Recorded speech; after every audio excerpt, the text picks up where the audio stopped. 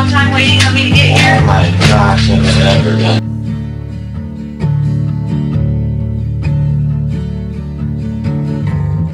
State of Wisconsin versus Nicholas Godejohn, 15 CF 754, cites the judge for. See if I can ask one. In June of 2015, were you in a wheelchair? Yes.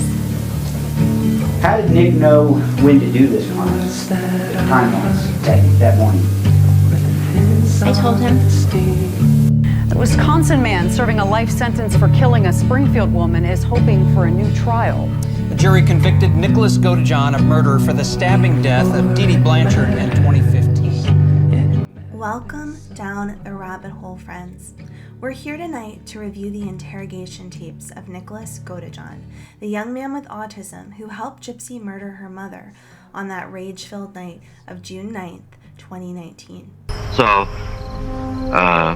she first asked me, how badly do you want to be with me?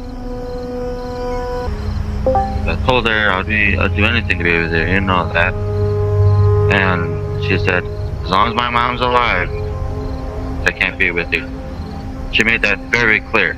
But before we get started, I need to share some information about Nicholas's backstory, how he grew up, his childhood, his school life, his history of disability diagnosis, and crimes. Join me down this rabbit hole. I'm trying to think of, I include my, Big Ben and all the rest of... Is it just Big Ben? Is it? You just put Big Ben there. Okay. I could probably figure that out. Yeah. Is it Ben or Bend? Bend. Oh, okay. Bend, Wisconsin. And then this right here is your date of birth? Okay. 5/20. Nicholas Godejohn called Stephanie and Charles Goldammer his parents, despite the fact that Charles was actually his stepdad. Interestingly, Nicholas left his parents behind to go live with his biological father during his high school career, but returned when he was finished and lived with his mom up until he was arrested for the murder of Dee Blanchard. Allegedly, Nicholas Godejohn was diagnosed with autism early in life. And despite having a nearly average IQ of 83, he only ever attended special education classes in public school growing up. He was recognized as being intelligent, but clearly affected by his lack of understanding of social norms, and he struggled to make friends or fit in with others his own age. Meanwhile, his home life was not very stable. He lived with his mother and stepfather most of his life, but for unknown reasons left to live with his biological dad during high school, returning to his mom's house after he graduated. People close to the family and researchers of this case have stated that Nicholas's family didn't believe in implementing therapy or medication to help Nicholas deal with his mental health issues. And he does not have a support system out here. His mother passed away. They do not believe in medication. They do not believe in therapy. So is Nick ever going to get the help that he needs to be okay and be in society and not be dangerous? I don't think so. I don't see how. And so for me, I just don't agree with the sentence. He could have taken the plea deal and had a chance at parole, and he gambled and lost. And during the time Nicholas spent living with his father, he became obsessed with the computer, the internet, and online relationships. It's rumored it's during this time he explored pornography and kinks he could only experience online. And through this, he created potentially toxic ideas about how male and female relationships should work. Nicholas's dad has a history of being arrested and charged with crimes of SA. Nicholas likely watched his father get in trouble, fight the charges in court, and come home time and time again. Suffice it to say that Nicholas was growing up with the lack of understanding, support, and good role models given his additional needs and misunderstandings of the world around him. Stepdad had two sexual assault charges. What? The sex offender. I didn't know that. Of a minor. Wow. Talk about a what? Yeah. No wonder. That makes more sense to me as to why Nick was so sexually deviant in his fetishes. That it's like, Okay, now there's that puzzle piece we were looking for. Now it makes sense.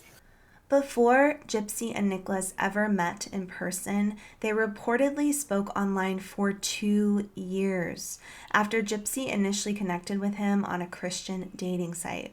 The Springfield News Leader reports that text messages exchanged in court in 2018 revealed a turbulent relationship the two had before Dee Dee's passing.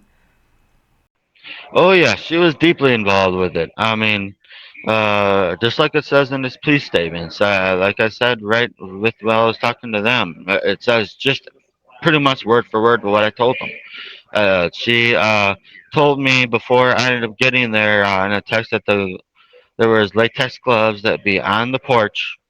She did say that right on the text is it's clear as day that you can actually see it. And then, well, I ended up finding them when I got there, and I let her know that I was at the door. She opened the door, and she made sure I had the gloves on before she gave me the weapon, and she made sure that she wouldn't let me open the door. She made sure I had those gloves on before either of those doors opened. So that's the reason why you ain't gonna see any fingerprints on in there, either any of that stuff. And then from that point on, They had lengthy conversations about beginning a new life together, which included getting married and having children. They had already decided on names for their offspring. Eventually, in 2015, Gypsy and Godejohn went on their date in person to the movies. In June of that year, Godejohn came from Wisconsin to Missouri to assassinate Dee Dee, Gypsy's mother, and this was only their second face-to-face meeting. Nicholas killed Dee Dee in her house on June 9th, 2015.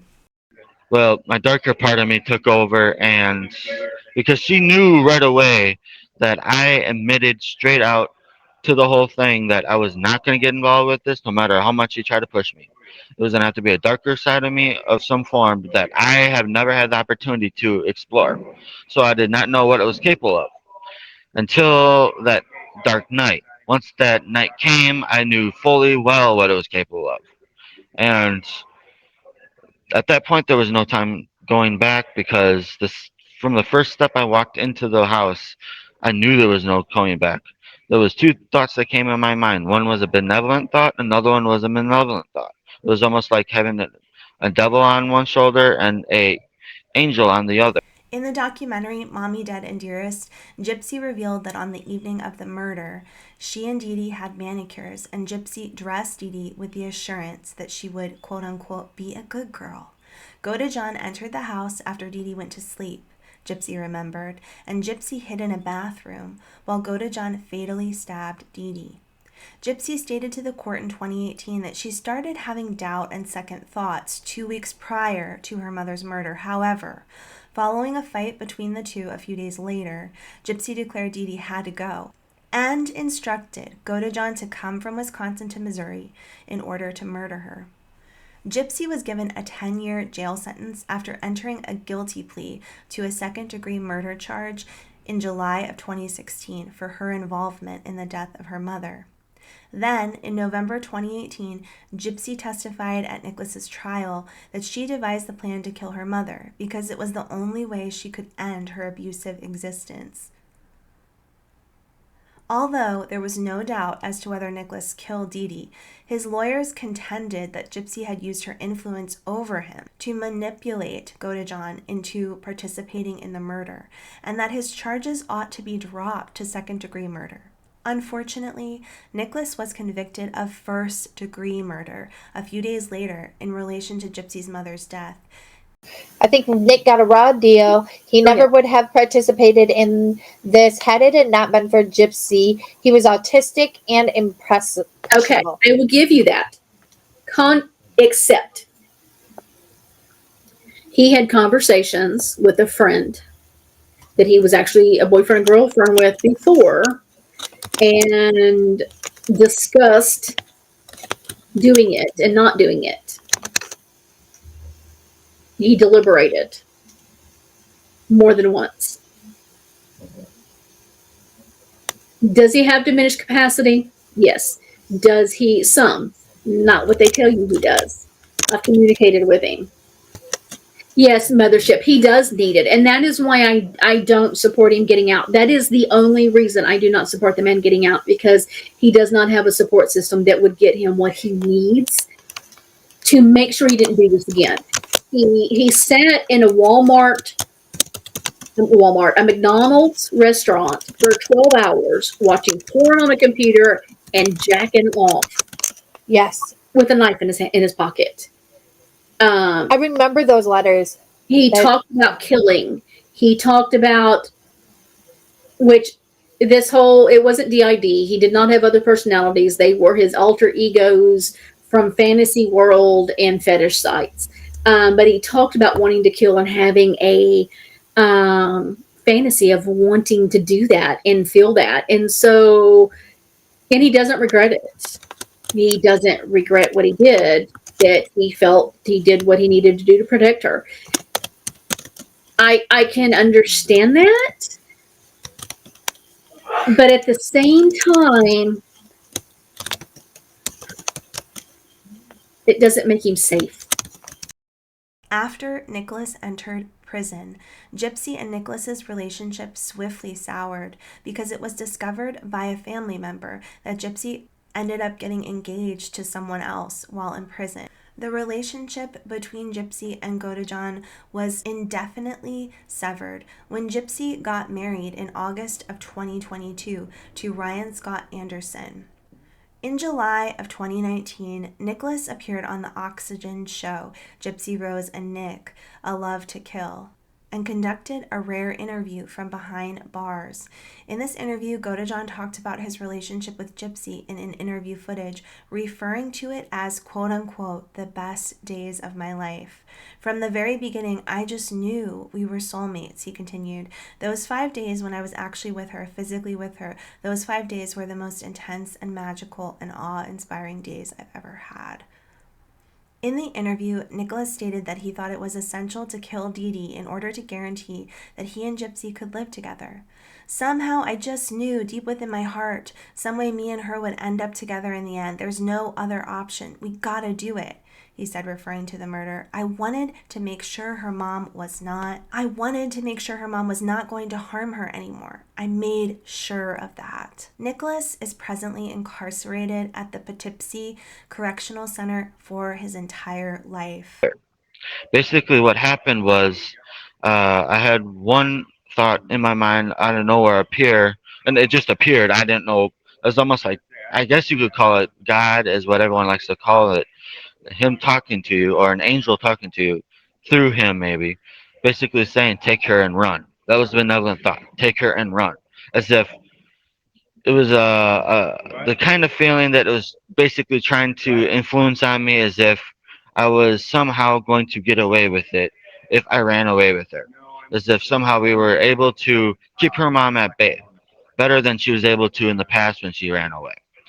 However, the other thought came in my mind was because it saw as basically because the darker part of me was also in love with the darker part of her, and because of it, the thought was excuse my French, but it basically said, this bitch is dead. Not letting her get between me and her. This bitch is dead. Basically, is what the thought was, and uh, unfortunately, I ended up listening to my darker side because I wanted to be with her, and I remember what she said, and I wanted to believe what she was saying, and unfortunately, I should have listened to my other part of me. Uh, ironic, because I was trying to influence her to go with, but she never went with it. She never wanted to run away, so I couldn't get that to work. But anyways, as the whole thing happened, she ended up as I was walking through the hallway that led to her room, her mom's room, and so forth. Uh, she ended up going to the bathroom. She locked it, and I waited at least a minute and thought about if I really wanted to do it. And before I was to do it, allegedly, I was willing to do it. The next thing I know, I ended up going right into it and thought there was no going back because I had myself on my word, and I was not one to break my word to really anyone at all if I had one to keep at the time. If it was worth keeping, I was going to keep it. But recently, a few months ago, Nicholas and his attorney came to a Greene County courtroom and requested that his prior conviction be overturned and a new trial be held, because they stated his prior attorney was incompetent. There's so much to talk about in relationship to Nicholas Godejohn's sentencing and whether or not there's any potential to move forward with a new trial. But first, let's take a look backwards at Nick's original interrogation after being arrested alongside Gypsy following the murder of Dee Blanchard. Okay, where did you guys meet? It was a site called ChristianForDatingFree.com. Okay.